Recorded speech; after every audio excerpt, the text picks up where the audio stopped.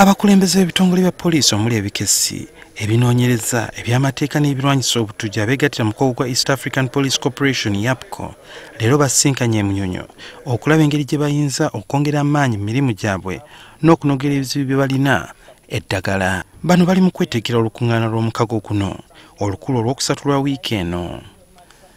Ng'ayogerako eri abapoliisi banne, akulira ekitongole ekikola ogw'okunoonyereza mu poliisi ya Uganda Grace Akulo ategeezezza ng'okuwanyisiganya amawulire wakati wa poliisi amawanga gali mu mukago guno bwe kyetaagisa ennyo mu kulwanyisa obumenyi bw'amateeka mu mawanga g'obuvanjuba bwa Africa. Most of the times we have had suspects taken to court, but we cannot get evidence from other countries still within the region and world over. We have suspects committing crimes within the region, and the proceeds of crime are actually taken to other countries. Eggwanga lya Democratic Republic of Congo olwaleero nalyo lyegasse mu mukago guno ekintu akulya poliisi ya Uganda General Kale Kaihura kyasonyukidde nnyo.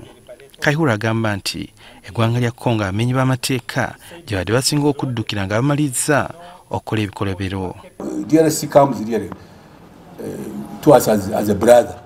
We work with you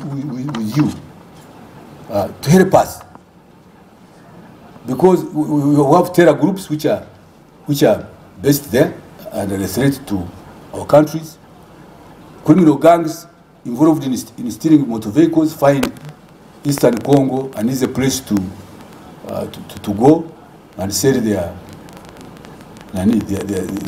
those vehicles they have stolen and so on. Gideon Kimilu akulira ekitebe kya poliisi y'ensi yonna oba Interpol mu East Africa ategeezezza ng'amawanga gonna mu buvanjuba bwa Africa bwe gakyasoomoozebwa obumenyi bw'amateeka ku nsalo era nga kyetaagisa bateekewo enkola ey'okuwanyisiganya amawulire ge bafuna mu bukessi. Abakulembeze ba poliisi bagenda maaso n'enteeseganya zaabwe okutuusa ku Lwokutaano lwa wiiki eno, ate oluvannyuma bakukkiriziganya ku ngeri gye bagenda okukolamu emirimu. Sohel Mugabi, NTV Akawungezi.